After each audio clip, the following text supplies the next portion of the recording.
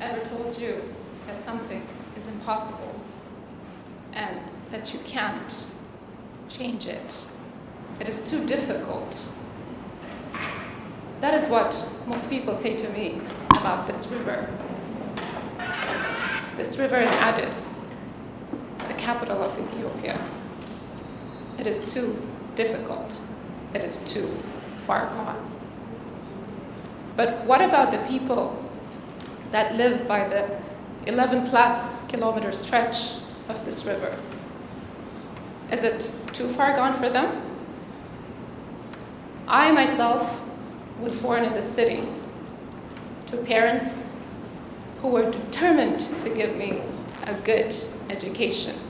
And it didn't matter whether, it was beyond their economic means. They themselves grew up poor and uneducated, so they were determined to break that cycle. They also instilled in me the value of hard work and dreaming big, bigger than what seems possible now. And by educating me, they gave me choices, and they gave me the opportunity to decide my life's path. So now when people tell me it's too difficult, it's impossible, oh, you're only but a girl, you can't do this, I have to remember to dream big and take that first step and keep taking those steps. Here in Portland, I met a veteran environmentalist who said to me, in our line of business, you're in it for the long haul. It's about applying endless pressure, endlessly.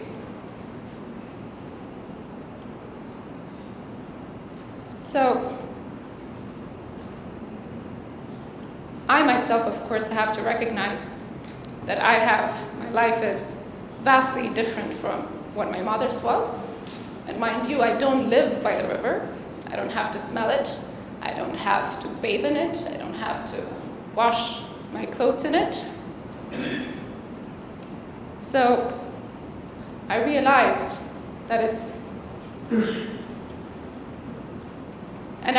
growing up also, I had clean water to drink, a clean environment to play in and be a child. So when I see faces of children living by the river, playing carefree, I also think about myself, and I think about, would they be afforded the same opportunities that I've had?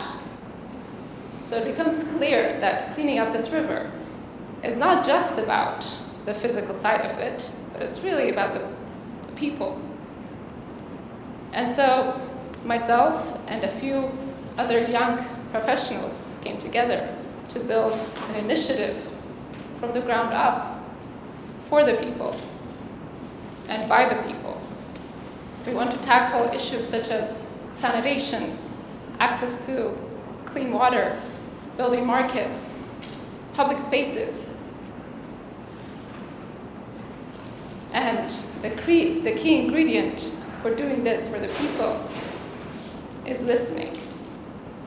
And learning to listen, I've learned, is a continuous process. Because just a few months ago, my colleague and I were talking to a farmer by the river about challenges about the water. And then he said to us, "We are fine," pointing to his colleagues that were also weeding their farm. "We are fine. The water is just fine.